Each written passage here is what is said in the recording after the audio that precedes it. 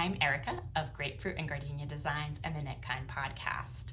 You can find me on social media on Facebook, Instagram, and Blue Sky as Grapefruit Gardenia, and on Ravelry as Knitty Elf 40, where I detail my projects. Not really many of what you're going to be seeing today. We're going to have a shorter episode focused on community, where I am showing up for you as my community. And I have a cat on my lap. So I've done a few takes of this. I've said it before, but if you see a tail pop up or you see my hands moving, you'll know what's going on just out of frame.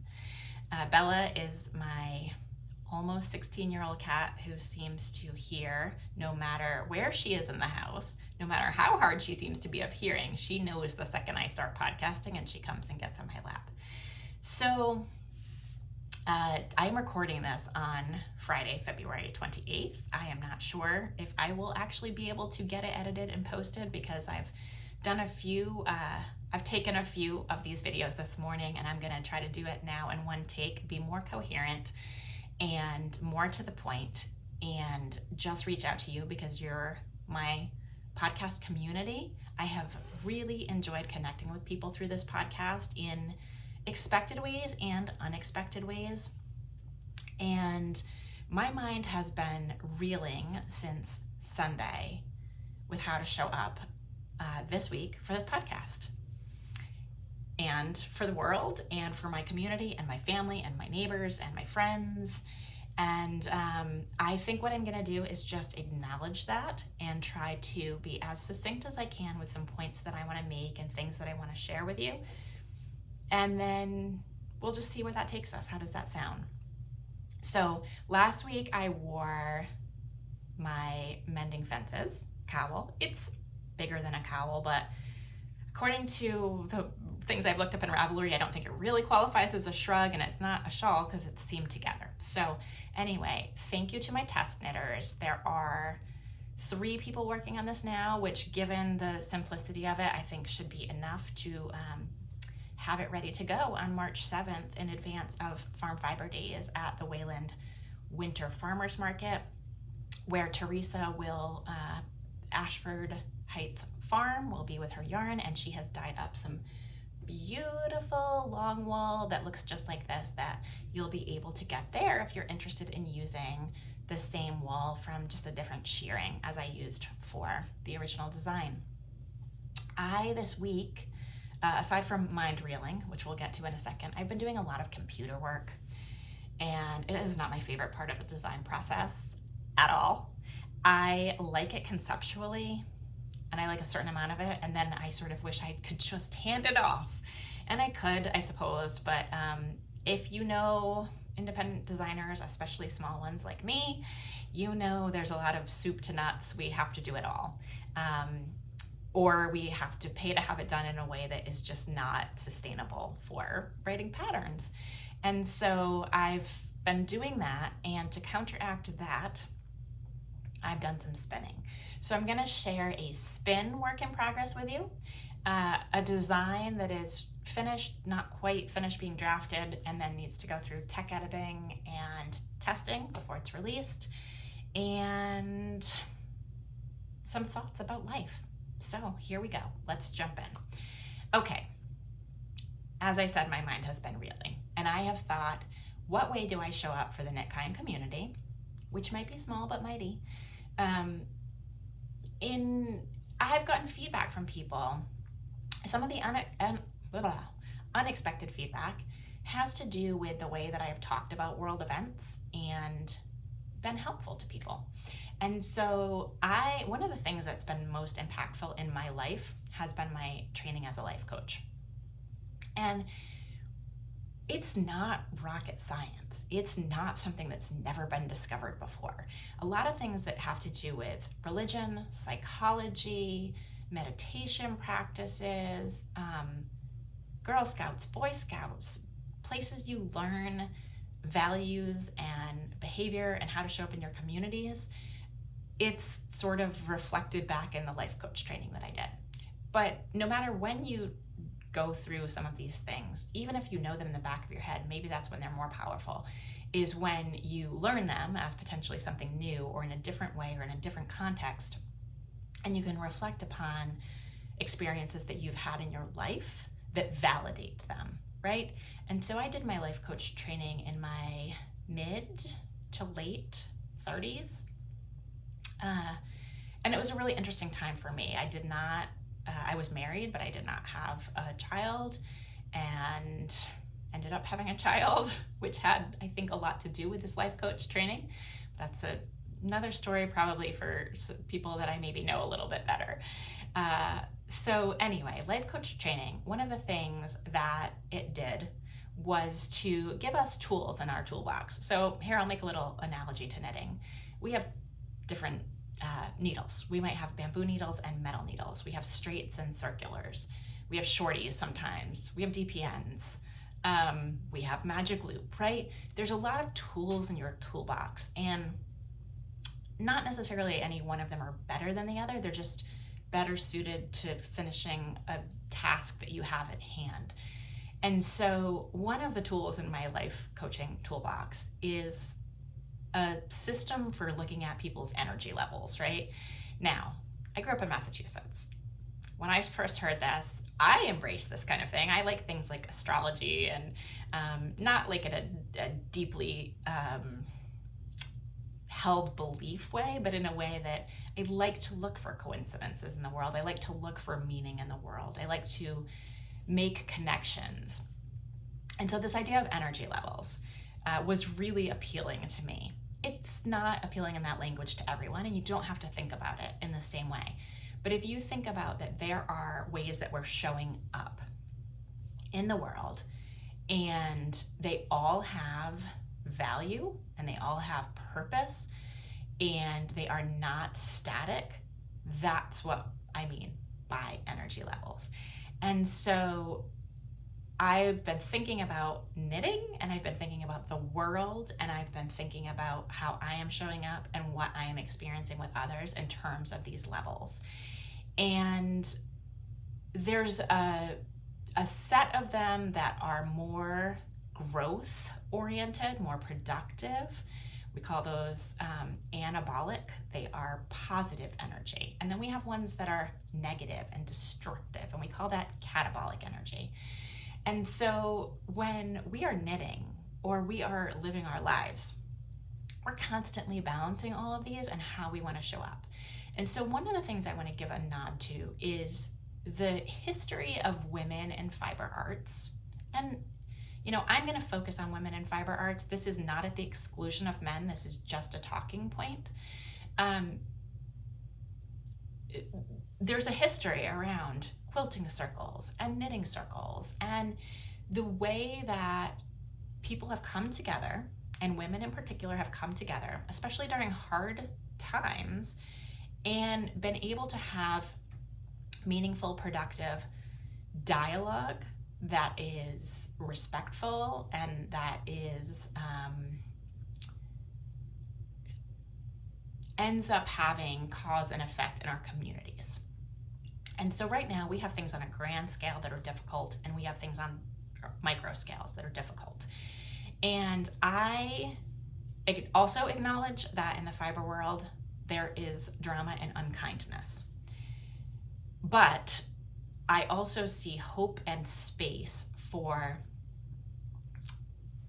people coming together over something like a shared love of a fiber art, and using that in a way that is productive, constructive, healing, and makes an impact. And there's a lot of things on the scale of someone being liberal or conservative where we're not all cookie cutters, and that's the beautiful part of society and culture. And we have been very blessed. Again, I don't say that in a religious way, but we have been very blessed in the recent history of our country, which is full of inequities and injustices, to largely also have privilege. And yes, that has to do with a lot of things. It has to do with gender and skin color and things that have to do with infrastructure, of where you're born into and you can't change. But we have had freedoms in our country that many of us, I think, have taken for granted to some extent because it's all we've known. And throughout the history of time, right, this has not been the case. And we're in a moment now where we're reflecting on that.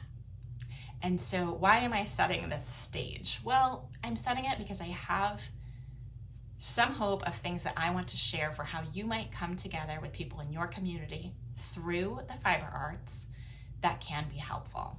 I'm not here to, here's what I am here to give you some ways to maybe cope, put on your own oxygen mask, and show up for others.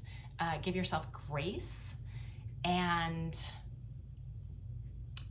also, this is something that a friend said on her podcast, to not have guilt in turning to one of your hobbies, whether you are a hobbyist fiber artist or you do it for some type of your small business. But these things are not mutually exclusive. So because you're knitting doesn't mean you're not also doing something to make an impact in a way that you feel is helpful to our country right now. Two things can be true at once.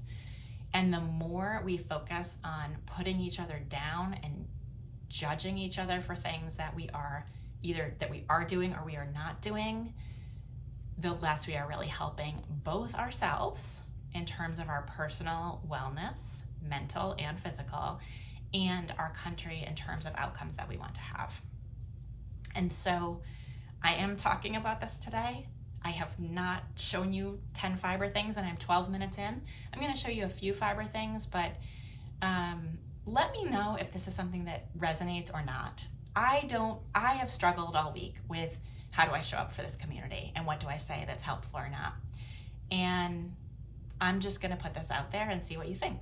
And let me know if it would be helpful to draw some analogies. I love analogies, and I think about analogies in knitting, like making a, quote unquote mistake in your knitting. I think about ways that we speak about ourselves as knitters and ways that we talk about a yarn or a project or a pattern, and I could make a lot of parallels. So if you think that maybe you would like to hear a few of those, let me know. And if you're like, Erika, just show us your finished objects, your whips, and what you're working on, let me know that too. I haven't decided what makes the most sense for me to do or makes the most sense to share with you. And honestly, I don't know how much it matters. I do know every person matters, and I do know that every single person can make a difference in this world. And so that's why I'm showing up this week. It's going to be a short video because I don't have a lot to talk to you about in terms of actual fiber, but I care about you. I care about our country. I care about our world. I think there are so many nuances to everything that we talk about, and I want to show up. So I'm showing up. So let's go to fiber, shall we? I've done a lot of computer work this week. It is not my favorite part of the design process by a long shot, right? But I have to do it, or I have to pay someone else to do it, and then it wouldn't financially make any sense for me to write patterns. So I'm not going to show you the whole finished object because I'm not entirely sure the timeline this is going to be on, but I'm going to show you a little snippet of some fabric. How does that sound? So this, which my knitting group has seen, they have seen it unfolded and seen the shape, but this beautiful yarn is from Morehouse Farm Merino. It is like almost impossibly lightweight and soft, and it's sport weight. And I have designed a cowl, a bandana style cowl, I'll tell you, but I keep the whole thing a little bit under wraps right now. It's a bandana style cowl that I've designed with it, and out of the same two skeins, how should I fold this to show you a little preview? Boop! I have. It's super cute. Sorry, sneezing is my cat. I have written both patterns, drafted. I'm making some changes to charts, which actually I think could be a really interesting future topic based on a conversation I was having at Knit Night last night, and maybe even some interviews about how people feel about the different choices within patterns and how they're written, and charts and written instructions and so on. So maybe I've just talked myself into another topic for a podcast. But I made those two, finalizing the patterns, and I'm tweaking the hat pattern a little bit. And so before I put it out to testing, I am knitting a second one. You can't see the colors as well on this one. But I am knitting this one. It's really important for me to use my stash. I have decided that is important. I have beautiful yarn in my stash. I have had different reasons I've purchased yarn through the years. And so I have tried, when I have an opportunity, to design something in a farm yarn and then use something from either my stash or that is just more broadly available to show people two examples that I have found that's a really effective way to do it. So this is a Malabrigo yarn. It is, I know what it is, but I want to show you because I feel like it's easier sometimes. Caprino, and it is an 80-20. It's 80% super fine merino and 20% cashmere. So one of the reasons I thought that might be an interesting substitute for the Morehouse Farm merino is that it's incredibly soft. So there's a difference. The other one, maybe I'll talk about it more when the pattern comes out. There's definitely a difference between the two yarns, but also valuable for me to find something in my stash that's broadly available, that's a beautiful soft yarn that someone who maybe wants a superwash alternative could use. So those, I don't know, like I said, what timeline they're on, but if you do like to test knit, feel free to send me a message. I expect that relatively soon. I will probably have those ready to go into testing, but I'm not 100% sure. And then the other thing, because I've been doing so much computer work this week, that I decided I needed to take a little break and do is work on a spin. And so let me show you the bat. This is half of the bat that's left, and I divided it into 4 pieces when I was spinning it. So you can see the colors in this. It is like sunset, it has silk in it too. So the idea of a sunset, it just couldn't look any more like a sunset for me, on the beach over the ocean. Nothing beats that. Menemsha and Martha's Vineyard, Lobsterville, Gayhead, Aquina, one of the most beautiful places, and they have the clay cliffs there. So like that, those reds remind me not only of the sun, but also of the cliffs. So anyway, that's half the bat. Did I already hold this up? No, I don't think so. It's from Wild Air Farm. I got this at Farm Fiber Days, Wayland, the one in January. This is actually the very last bit of fiber that I bought there that I'm spinning. I never put it into stash, which was my goal. I wanted to, oh, now I've got some in my nose. I wanted to spin it and not put it away into a storage container. And so I've done that. And this is Shetland wool with Erie Peace silk. It's 2 ounces. It was made into a big bat. I divided it into 4 pieces, and I'm gonna do a 2-ply. So the first 2 pieces, I know I have to move this, so bear with me so you can see the color. Isn't that beautiful? Oh gosh, so pretty. And so I think I will have it all done, all spun before the March 9th Farm Fiber Day.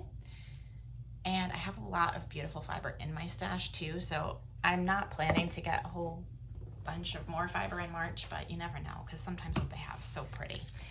So, okay, what have we talked about? I've done a few takes on this, so I have to kind of get my head around what we've talked about.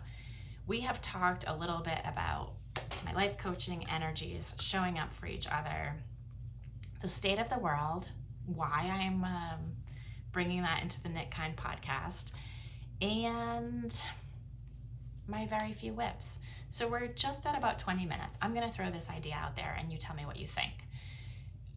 In reflecting on the world and whether or not to bring that into this podcast, I decided to because I couldn't keep talking about knitting and fiber without more meaningfully acknowledging the severity and the seriousness and how it's affecting me of what is going on in the world.